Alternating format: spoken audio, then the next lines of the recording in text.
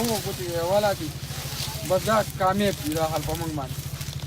نو هغه ګوړه کې دی ګوتې نه خو وچوه هغې کې چېرته نه ونیوته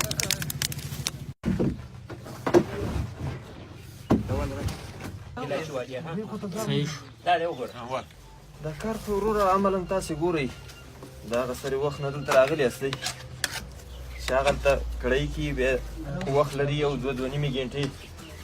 بیا دغسې ګوړه شي دې ته یې راواچوو دغه رمبي پکې ووخو راووخو دا ګوړه شي او دغه تاسې اوس ګوره چې دې خلکو پکې چغزۍ واچولې مسالهداره ګوړه پکې جوړه او وخت خو زمونږ ډېر کېږي خو دا څو کلونه ګاڼۍ نه وي اوس خلکو بېرته رجوع کړې ده یو درې څلور ګاڼې شته دی فلحال کامه کې ولې نه وي دغه ګوړو ارزښت نه لرلو خرچې پرې ډېرې راځي نو په دې خاطر خلک شوق کم شوی د دې کار سره او اوس څومره ګاڼۍ شته دلته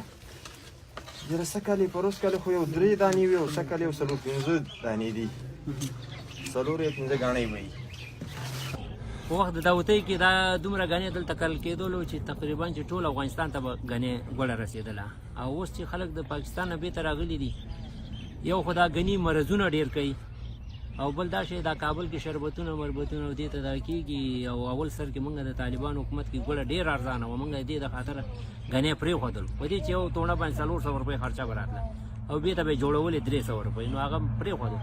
اوس دغه 2-3 کاله کېږي دغه د کرزي حکومت او دغه نور حکومتونه چې راغلي په د خدای د یو څه مزدوري کوي خو یاره موږ سره حکومت هېڅ کومک نه دی کړی په دې دغه کې باید چې موږ سره لږ زره کومک وکړي او پیشرفت موږ وکړو لکه د دواګانو مثال د خبرې د تخمونو اصلاح شوي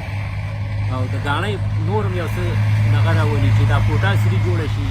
یو ټکټر زمیندار ته ورکړل شي مثال د خبرې دغه کوم ګنۍ چې موږ د دغه نه راوړو د دې مشکل دی د پټون او دغه نه که نه وړې ټکټرې ورکړل شي موږ سره ډېرو خلکو وعدې کړي موسسه راولو او دا دی هغه دی خو هېچا هم څه کومک نه